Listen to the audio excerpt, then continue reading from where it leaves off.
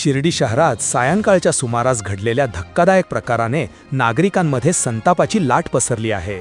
शिर्डीतील RBL चौकात राज्य परिवहन महामंडळाच्या एसटी बस कंडक्टरने पती पत्नीला मारहाण केल्याची गंभीर घटना समोर आली असून या मारहाणीचा व्हिडिओही सोशल मीडियावर व्हायरल झाला आहे.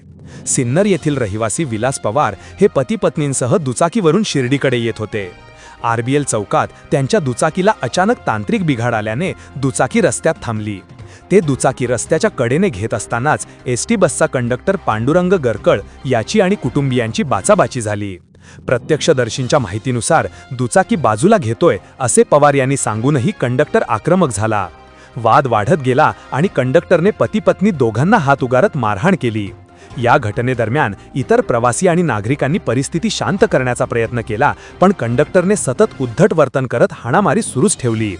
कंडक्टरकडून झालेल्या मारहाणीचा संपूर्ण प्रकार जवळच्याच एका नागरिकाने मोबाईलमध्ये कैद केला.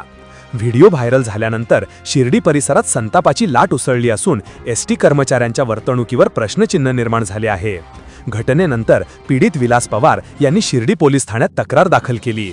त्यांच्या फिर्यादीवरून MH14 MH0039 क्रमांकाच्या एसटी बसवरील कंडक्टर पांडुरंग बरकळ याच्या विरोधात गुन्हा नोंदवण्यात आला आहे.